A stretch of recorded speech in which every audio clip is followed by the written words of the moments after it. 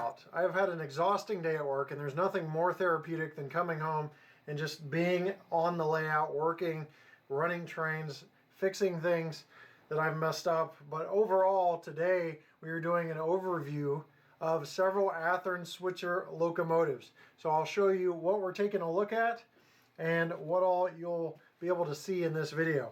This includes the GATX SW1000 from Athearn. This is a ready-to-roll engine, and it's DC out of the box, but you can easily upgrade to DCC by using a DCC quick plug, and that is all you need to get DCC running. We're also looking at a GP15AC. This is a new P scheme. This is a Genesis model, DC, DCC, and sound out of the box. MSRP for this is $289.98. We're looking at an MP15AC in the GATX locomotive group scheme. Again, DC, DCC, and sound equipped. MSRP $269.98 out of the box. And last but not least, we're looking at another MP15AC with a CSX scheme. DC, DCC, and sound equipped. This is all Soundtrack Tsunami sounds. MSRP, again, $269.98. And this is a little bit different in scheme than the Athearn version, or than the GATX version. So let's take a look at all of these. And it's an overview, so it'll go pretty quick. We're going to skip the unboxing, but I'll cram as much information I can in this video, and it should be enough to give you an informed decision on whether you're looking at purchasing these. So let's get started right now. So we don't get to spend a whole lot of time on each locomotive, but I'm going to show you some road specific details. There's variations on these MP15ACs depending on the road name, and this is CSX. So you see the ladder here, you've got the handrails, the cab window sill and sunshade, you have road specific detail on the roof, you've got a horn placement. What really impresses me about these though is the etched metal windshield wipers back here and the cab interior detail, which is nicely done. I am very impressed with Athearn's switchers and the cab detail, and because of the extra windows, that cab detail really shines. It's pretty impressive to see that much cab detail on a locomotive. You've got the handrails, the stairs, safety tread, McHenry couplers, which are plastic couplers, and you've got the other side as well. A little American flag there. CSX, the new logo along the side, they call it the boxcar logo. That is new or very recent. CSX had changed to that logo. You've got radiator fan grills, bell up here, exhaust, separately applied grab irons, incandescent bulbs. The number boards are not backlit, however you can see them there. MU hoses with silver tipped ends, etc. This is what we've come to expect from Athearn in terms of detail, especially in their Genesis line, so it does not disappoint in that capacity. So let's go ahead and move on to the next locomotive. This GATX locomotive is the same as the previous MP15AC in terms of locomotive type, but this really allows you to see Athearn's road-specific details and the differences of the locomotives. For example, you've got ice gate antennas located, dual ice gate antennas located side by side here. The horn placement is different than the CSX version, and some other variations, including MU stands, etc., are present on this locomotive. Obviously different from the variations of the MP15AC. A lot of spotting features. Don't really have time to cover them all. I don't know them all, but there's separately applied grabs on this just like the others. There are nice details. Again, the cab interior shines. Separately applied windshield wipers that are etched metal, plastic handrails. You notice the presence of an MU stand there. MU hoses with silver tipped ends, McHenry couplers, and more of the same on the other side. Dual exhaust stacks, radiator fan grill. Just really nice detail on these locomotives at a good price point. Keep in mind, MSRP is not, I repeat, is not necessarily what you pay. There are street prices out there that are better at your online retailers or brick and mortar hobby shops. Here we have the GP15AC. This is another switcher locomotive. a lot different than the MP15ACs that we're looking at. So as you can see here, we've got the cab window seals, the cab sunshades, air conditioner unit on top. You've got the horn mounted in the center. You've got the antenna, the number boards that are not lit, and incandescent lights, sand filler hatch. You have Union Pacific shield on the nose, the low mounted ditch lights below the anti-climber. You've got the snow plow here with an MU hose sticking out, McHenry couplers.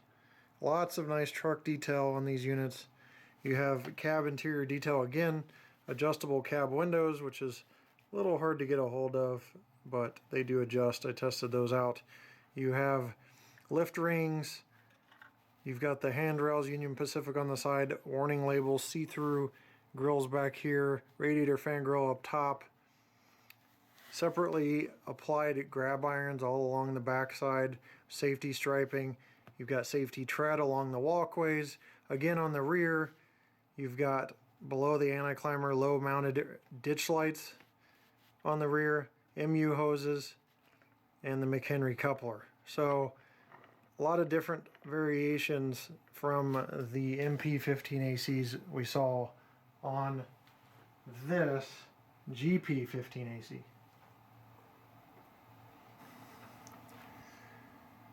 Last but not least is the ready-to-roll SW1000, again in the GATX locomotive group.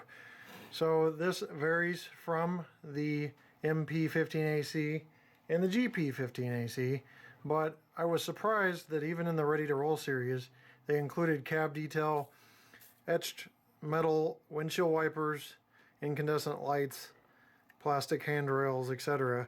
A lot of the same features you get in the Genesis. Genesis gives you a nicer drive, sound, DCC, but there is a lot of value packed in these ready-to-roll series locomotives at an MSRP of $124.98, roughly half of the MSRP of the Genesis locomotives. So for those who don't mind putting their own sound, running DC, installing DCC themselves, and going with a little less detail, a lot of value is packed in this.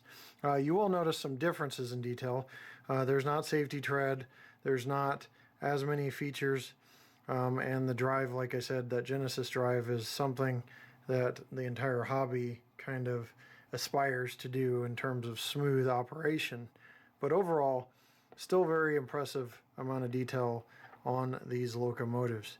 So you'll still see separately applied grabs on the ready-to-roll locomotives, which is nice. There's not molded grabs or anything like that. So overall, still an immense value. A lot of nice detail on this locomotive. Again, there's variations based on road name and type of locomotive. It's not like they just blanket molds and don't make road name variations. They make a lot of road name variations. You may notice I put a little bit of a gray background. I have got almost a blinding amount of light on this, and my camera refuses to lighten up.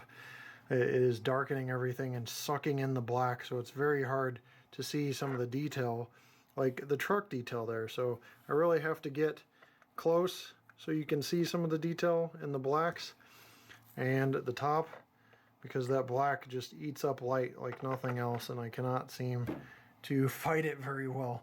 But overall, those are the features of the 4 Athearn switcher locomotives. Now, I hope you enjoyed the concise version with all the detail packed into writing on the screen, because now, for the first time in a long time, you get to see some scenic run-bys of these locomotives with just very, very short consists, because I still have areas of my track I need to work on.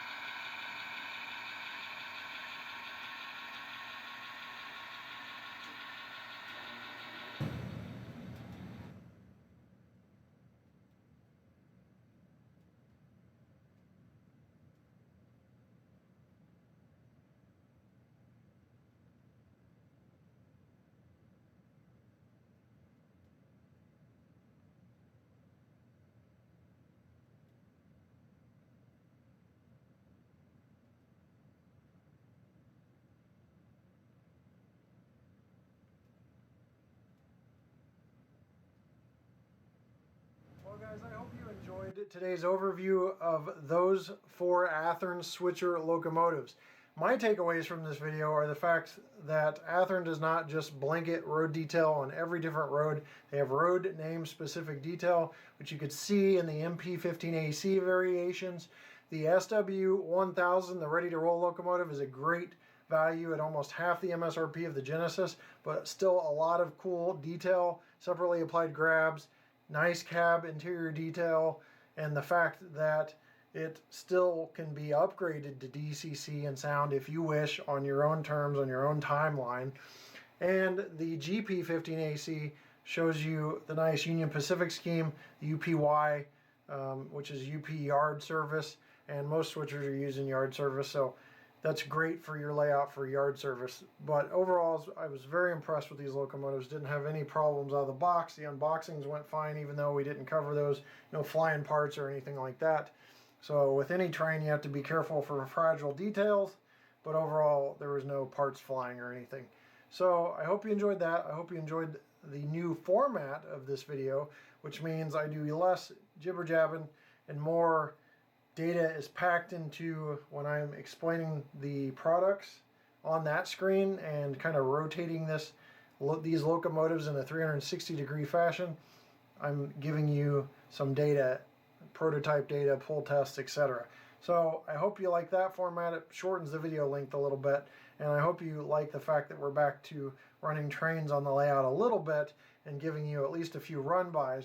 I won't be able to do full unit trains of 100 plus cars quite yet, as I still have some more track work to do. I'm waiting on some repair parts, but overall we are back to doing run-bys at the end of the videos. So I know that was a highly demanded request from several people, like, go back to the run-bys. So I'm back to them. Thanks for watching, guys, and we'll see you next time right here on my channel. Take care.